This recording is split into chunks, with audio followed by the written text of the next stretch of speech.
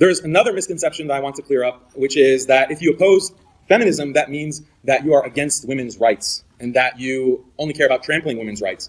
But this is a mistake. I think that for sure, I come from a background where I considered myself a feminist at one point in time, back when I was in high school and even early in college. And I considered myself to be a proud Muslim feminist. And it was only after reading, researching, speaking with others who are familiar with the intellectual history of feminism and the sordid history of feminism that I began to see that, okay, actually feminism has these big problems. And not only is feminism not conducive to women's rights, it actively opposes women's rights.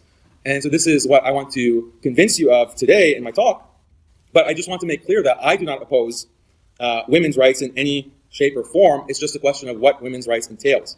And I think what a lot of Muslim women especially feel, and even women around the world and in America, is that they have faced instances of oppression or abuse, domestically or otherwise, and they find within feminism a language to express their grievances. And so feminism seems like an opportune outlet in order to protest and object to abuse and bad practices. And I can certainly understand this. When we look at the Muslim world, in many countries, there are practices that are vile, that are disgusting, that are completely contrary to any ethic, Islamic or otherwise.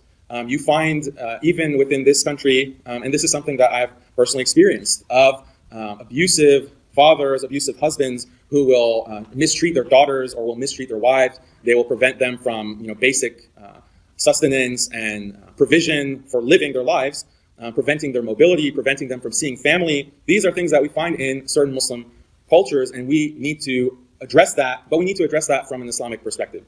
Okay, it might seem that feminism is the only solution that provides answers to this kind of abuse and mistreatment, but that's patently false. If we look at the writing of scholars and classical ulama in the past, they address very clearly the rights of women, the rights of the wife, the rights of the daughter, okay, the rights of the mother, okay, and that is how it's conceived. Women have these rights depending on their role within the family, and so we do not need to appeal to modern feminist thought in order to address these issues. And once I give you some idea of feminism's intellectual history, my hope is that you also cringe at the thought of appealing to feminism in trying to justify women's rights, because as I mentioned, it's quite a sordid history,